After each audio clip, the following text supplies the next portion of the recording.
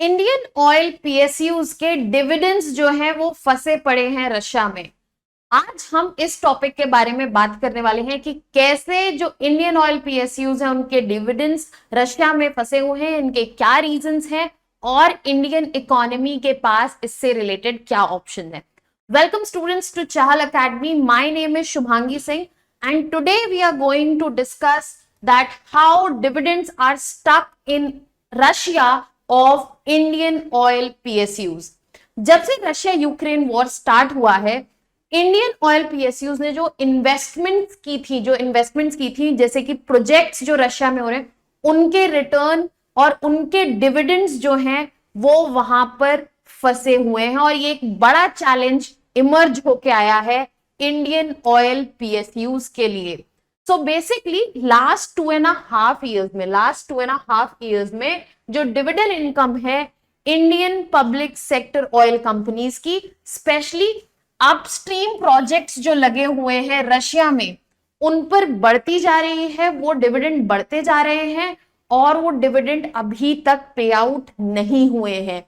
ये प्रॉब्लम जो हुई है ये बेसिकली पेमेंट चैनल्स के बंद हो जाने की वजह से हुई है, जो कि जब से रशिया यूक्रेन वॉर स्टार्ट हुआ है। According to the latest estimates, अगर हम लेटेस्ट एस्टिमेट्स देखें तो उनके मुताबिक ऑलमोस्ट $900 मिलियन की क्यूमुलेटिव वैल्यू ऑफ डिविडेंड्स हैं जो कि पाइल अप हो रहे हैं और साथ ही साथ पेंडिंग भी है। अब ये इशू आया क्यों है कि ये डिविडेंड्स हमारे पास, हमारे इंडियन ऑयल पीएसयूज के पास नहीं आ पा रहे हैं। ये इशू स्टार्ट हुआ है रशिया यूक्रेन वॉर से और इनका जो मॉस्को का कमर्शियल इंडो बैंक है दैट इज CIBL, उस पे वेस्टर्न सैंक्शंस लगाए गए हैं रशिया पे because of this particular war, क्योंकि रशिया ने इन्वेड किया था यूक्रेन में इन February 2022। इसी वॉर का एक और इम्प्लीकेशन है कि रशिया को कट ऑफ कर दिया गया था स्विफ्ट सिस्टम से, जिसकी वजह से ग्लोबल पेमेंट्स का जो एक्सेस है वो भी रशिया की तरफ से खत्म हो गया था और यहां पर कोई रिलीफ मिलता हुआ नहीं दिख रहा है अभी भी रशिया को। साथ ही साथ इंडियन फर्म्स जो हैं उनको इशू आ रहा है इंटरनेशनल लॉज की वजह से, क्योंकि जो एंटिटीज हैं जो रशिया में काम कर रही हैं वो अलग कंट्रीज में बेस्ड हैं जैसे कि सिंगापुर। ये सारे रिस्ट्रिक्शंस और इशू की वजह से हमारे जो डिविडेंड्स हैं वो रशिया में फंसे हुए हैं। अभी हमने बात की कि स्विफ्ट सिस्टम से एक्सेस हट गया है रशिया का। बेसिकली ये स्विफ्ट सिस्टम है क्या? Society for world wide inter bank financial telecommunication. Swift system जो है वो बेसिकली एक फाइनेंशियल सिस्टम है ग्लोबल मैसेजिंग के लिए। एक ये ग्लोबल मैसेजिंग नेटवर्क क्रिएट करता है for financial institutions so that they can securely send and receive all the information जो कि फाइनेंशियल ट्रांजैक्शन से रिलेटेड है। ये सिस्टम 1973 में एस्टैब्लिश हुआ था और ये फैसिलिटेट करता है पेमेंट्स और साथ ही साथ हेल्प करता है बैंक्स को अपने में कम्युनिकेट करने के लिए, ताकि फाइनेंशियल ट्रांजैक्शंस जो है वो स्मूथली और प्रॉपरली कंडक्ट हो सके। साथ ही साथ ये एक स्टैंडर्डाइज सिस्टम प्रोवाइड करता है for transmitting all payment orders and information and financial messages, जो इंटरनेशनल बैंकिंग को आसान बनाती है और साथ ही साथ स्मूथ एंड आउट करती है। एक मेजर इशू जो है वो स्विफ्ट सिस्टम से रिलेटेड है, क्योंकि रशिया को स्विफ्ट सिस्टम से बाहर कर दिया गया है, उसको इस सिस्टम का अब एक्सेस नहीं है। अगर स्विफ्ट बैंकिंग सिस्टम की बात करें तो बेसिकली ये एक मेंबर ओन्ड कोऑपरेटिव है। ये मेंबर्स ओन्ड कोऑपरेटिव है, इसी वजह से रशिया का एक्सेस भी रोका जा पाया है because of this particular war. ये safe and secure financial transactions provide करता है जैसा कि हमने अभी समझा, और ये individuals as well as businesses को फैसिलिटेट करता है ताकि वो इलेक्ट्रॉनिक या कार्ड पेमेंट लेकर सके, इवन इफ उनके कस्टमर या वेंडर्स डिफरेंट बैंक से हैं, even if that is internationally. So this is all about Swift system. हमने स्विफ्ट सिस्टम के बारे में समझा। Let us get into the details कि कौन कौन से फंक्शंस परफॉर्म करता है स्विफ्ट सिस्टम। सबसे पहला फंक्शन है मैसेजिंग का। सबसे पहला फंक्शन है मैसेजिंग का। ये एक सिक्योर प्लेटफॉर्म देता है बैंक्स और फाइनेंशियल इंस्टीट्यूशन को, ताकि वो सेंड और रिसीव कर सके स्टैंडर्डाइज मैसेजेस और फाइनेंशियल इंफॉर्मेशन।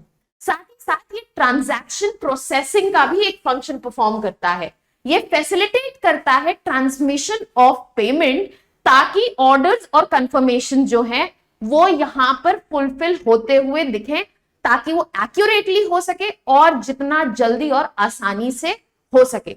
ये स्विफ्ट सिस्टम स्टैंडर्डाइजेशन भी प्रोवाइड करता है।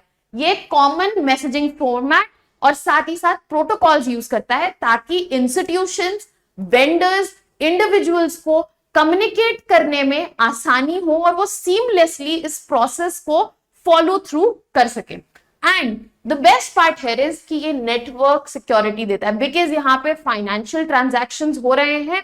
एक बड़ा प्रॉब्लम जो फाइनेंशियल ट्रांजैक्शन में देखा जाता है वो है नेटवर्क सिक्योरिटी का। So this system ensure security as well as integrity of messages जो इंफॉर्मेशन ट्रांसमिट हुई है by using proper security measures like encryption. So all these functions are performed by Swift banking system, and this is what helps the international trade overall. अब इसकी वजह से जो India के investments है और उनसे आते हुए डिविडेंड्स जो हैं वो रशिया में फंस गए, क्योंकि रशिया का एक्सेस ही बंद हो गया है स्विफ्ट सिस्टम से। रशिया अपना सिस्टम डेवलप करना चाह रहा है और डेवलप कर चुका है बहुत हद तक, बट फिर भी अभी स्विफ्ट सिस्टम के एक्सेस ना होने की वजह से India investments, Indian oil PSUs की जो इन्वेस्टमेंट के डिविडेंड्स है वो वहां पर पाइल अप हो रहे हैं और अभी पेड आउट नहीं है। इस मौके पर हम देखते हैं कि और क्या इन्वेस्टमेंट्स है और इंडिया की मेजर इन्वेस्टमेंट्स क्या है रशिया में। इंडिया की जो पब्लिक सेक्टर कंपनीज हैं उन्होंने हेविली इन्वेस्ट किया है around $6 billion in Russian oil and gas energy projects. क्योंकि एक हेवी रिलायंस है हमारी कंट्री का इंपोर्ट्स पे और हम अपनी एनर्जी सिक्योरिटी चाहते हैं, इसीलिए पब्लिक सेक्टर कंपनीज ने एक बहुत बड़ा अमाउंट रशिया के ऑयल एंड गैस प्रोजेक्ट्स में इन्वेस्ट किया है। यहां पर एग्जांपल के तौर पे देखिए OVL जो कि एक ओवरसीज आर्म है ONGC का, उसका 20% स्टेक है साखलिन 1 प्रोजेक्ट में, साथ ही साथ 26% का स्टेक है वैनकोर में।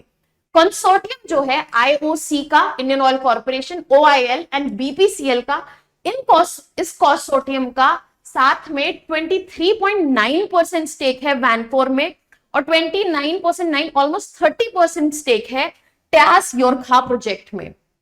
ऑल दीज शो कि कितना हेविली इन्वेस्टेड है इंडियन ऑयल पीएसयूज रशिया के ऑयल एंड गैस प्रोजेक्ट्स में। और इन इन्वेस्टमेंट्स के हिसाब से अराउंड $600 मिलियन के डिविडेंड्स जो हैं इस कंसोर्टियम के ओड हैं, और साथ ही साथ $250 मिलियन OVL के रुके हुए हैं कमर्शियल इंडियन बैंक अकाउंट्स के, जो कि रूबल्स में पड़े हुए हैं, और इस वजह से इन पर इंटरेस्ट भी जो मिल रहा है वो बहुत कम मिल रहा है।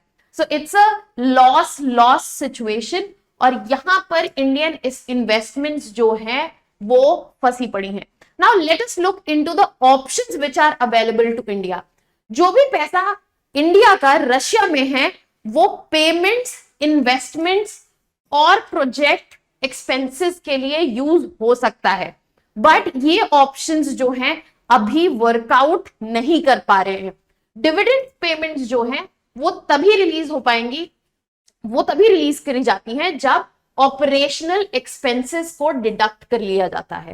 एंड एज ऑफ नाउ क्योंकि कोई फर्दर प्लान नहीं है ऑनगोइंग प्रोजेक्ट्स में इन्वेस्टमेंट करने का, क्योंकि ऑलरेडी हैवी स्पेंडिंग हो चुकी है, मेजर स्पेंडिंग हो चुकी है, तो कोई ऐसा ऑपरेशनल एक्सपेंस नहीं है जिसको डिडक्ट कर लिया जाए डिविडेंड पेमेंट्स में से। So that is creating one problem.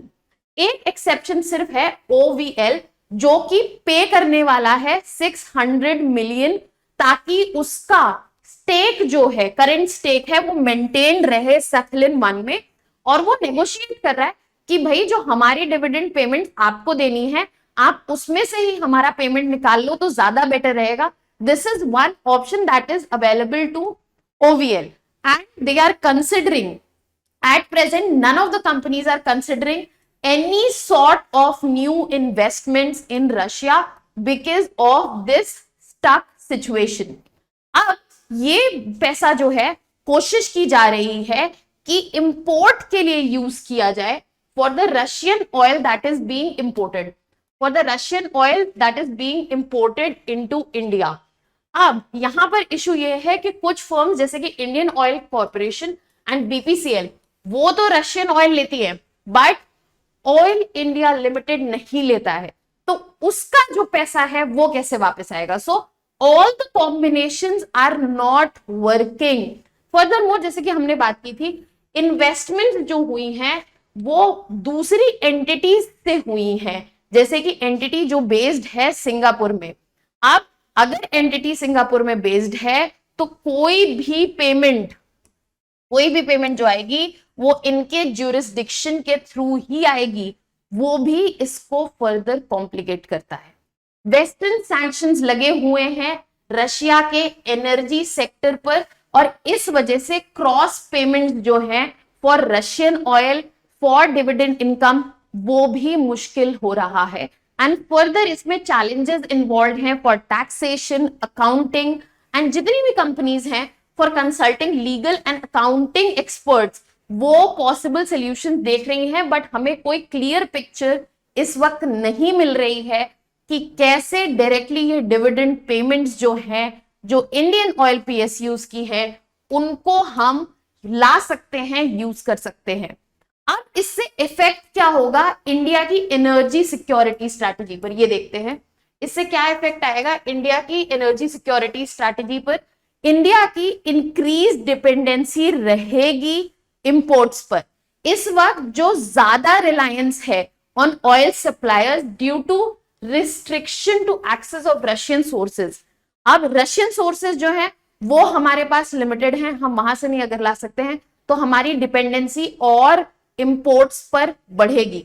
Supply chain के डिसरप्शंस देखे जाएंगे क्योंकि अवेलेबिलिटी इशू है from the projects in of oil and gas in Russia, तो हमें जो रेगुलर सप्लाई चेन्स हैं उसमें इंटरप्शंस देखने को मिलेंगे, और इस वजह से हमें नए सप्लाई चेन भी ढूंढनी पड़ सकती है. साथ ही साथ इन्वेस्टमेंट के लिमिटेशन है क्योंकि एक्सेस नहीं है, जो भी अभी डिविडेंड्स हैं उन पे एक्सेस लगा हुआ एक्सेस नहीं है, वो रिस्ट्रिक्टेड है, तो वो डिफिकल्ट कर देता है कि हमारे पास और पैसा हो कि हम री इन्वेस्ट कर सके और एनर्जी प्रोजेक्ट्स में. तो इस वजह से आने वाले टाइम में हम इन्वेस्टमेंट लिमिटेशन भी फेस करेंगे.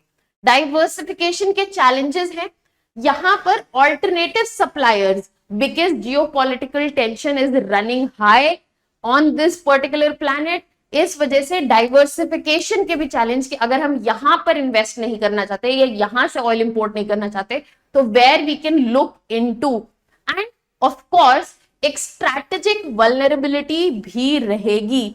रिलायंस जो है उसके रशियन एनर्जी इन्वेस्टमेंट है वो रिस्क क्रिएट कर रहे हैं क्योंकि कॉन्टिन्यूसली जियोपॉलिटिकल डायनामिक्स जो है चेंज हो रहे हैं. We have the Israel situation on hand, we have the US presidential elections, we have this Russia Ukraine situation, और ये continuously shifting geopolitical dynamics हैं जिसमें India holds a very important place. So such big investment in a particular country makes us exposed, और vulnerability जो है हमारी strategic vulnerability वो भी बढ़ती है. साथ ही साथ और क्या implications हो सकते हैं इंडिया पे, हमारे जो assets हैं वो स्ट्रैंडेड हैं, वो ट्रैप्ड हैं. ट्रैप्ड कहाँ है? रशियन बैंक्स में, और हमारा एक्सेस लिमिट कर रहे हैं टू लिक्विड फंड्स. इसी वजह से ऑपरेशनल लिमिटेशन भी हमें देखने को मिल रही है. डिविडेंड पेमेंट्स जो हैं वो सब्जेक्ट है टू ऑपरेशनल एक्सपेंस रिडक्शन. अब इस वजह से जो भी अर्जेंट नीड के लिए फंड्स हैं ऑपरेशनल एक्सपेंसेस के लिए वो भी लिमिटेड हैं.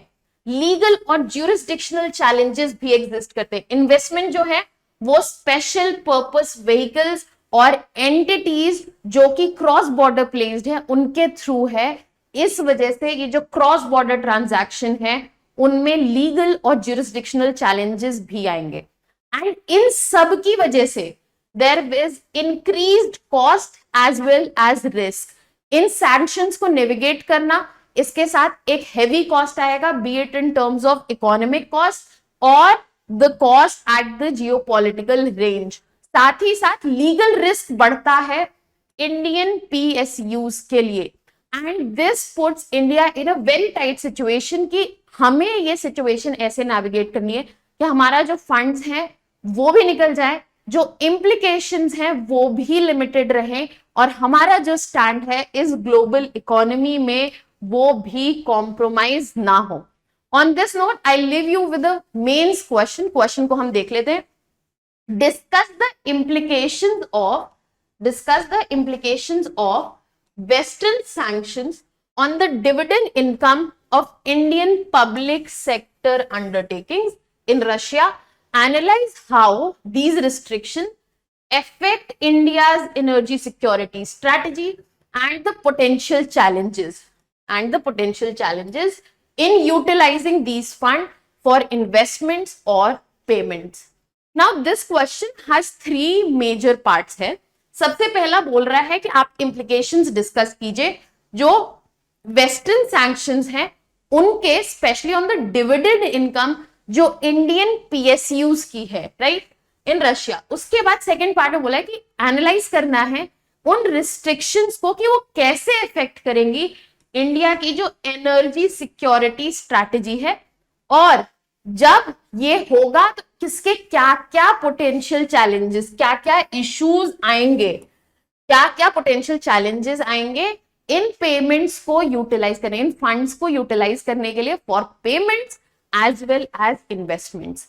So you have to think of this answer divided in 3 major parts. Please put down your pointers or your dimensions for these parts in the comment section. That's all from my side today. Thank you for joining in.